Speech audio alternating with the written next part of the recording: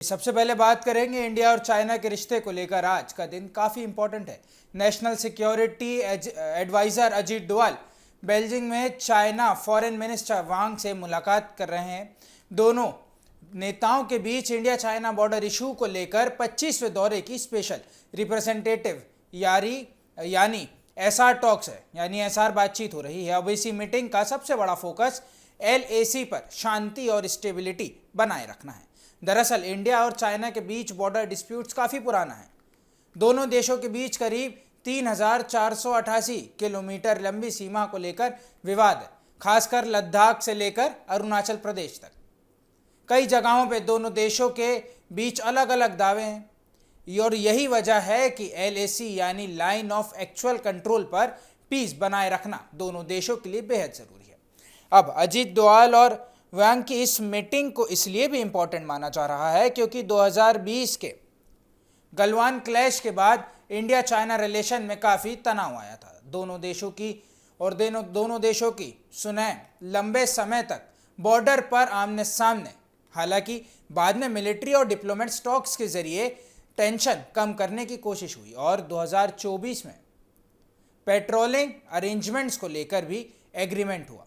अब दोनों साइड्स की अगर कोशिश है कि बॉर्डर पर दोबारा कोई बड़ा तनाव ना पैदा हो, मीटिंग में एलएसी पर स्टेबिलिटी, बॉर्डर मैनेजमेंट और दोनों सेनाओं के बीच एक बेहतर बातचीत हो। अब इसी बात पे भी चर्चा हो सकती है। साथ ही दोनों देश ये भी देख रहे हैं कि बॉर्डर पर ऐसी स्थिति ना बने जिससे फिर से कॉन्फ्रैक्शन की नौबत आ जाए, यानी फिर से कोई और दूसरी बातचीत बढ़ जाए। अब इस मीटिंग में अरुणाचल प्रदेश का मुद्दा भी अहम माना जा रहा है। चाइना लंबे समय से अरुणाचल प्रदेश के कुछ हिस्सों पर अपना दावा करता आ रहा है, जबकि इंडिया साफ तौर पर अरुणाचल प्रदेश को अपना अभिन्न हिस्सा मानता है। अब ऐसे में दोनों देशों के बीच बाउंड्री डिस्प्यूट को लेकर बातचीत आसान नहीं है, लेकिन इस बार मीटिंग की टाइमिंग भी काफ़ी खास है। दरअसल चाइना प्रेसिडेंट जिनपिंग के सितंबर में इंडिया आने की संभावना बताई जा रही थी। वहां न्यू दिल्ली में होने वाले ब्रिक्स समिट में शामिल हो सकते हैं।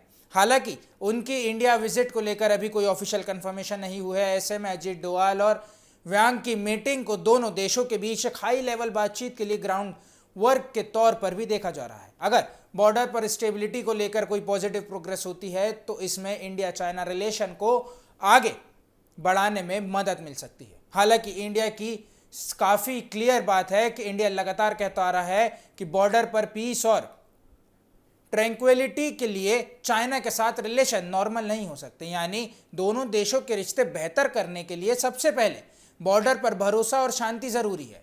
अब सबसे बड़ा सवाल यही है कि क्या अजीत डोवाल और वांग की इस मीटिंग से कोई बड़ा ब्रेक थ्रू निकल कर आता है, या क्या एलएसी पर टेंशन को और कम करने के लिए कोई नया रास्ता निकलता है, और क्या इसमें आने वाले समय में इंडिया और चाइना के टॉप लीडरशिप के बीच बातचीत का माहौल बेहतर होगा।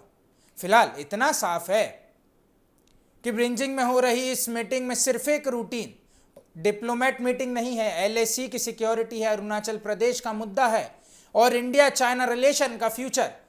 तीनों के लिहाज में अजीत डोवाल और वांग की इस बातचीत काफ़ी अहम मानी जा रही है।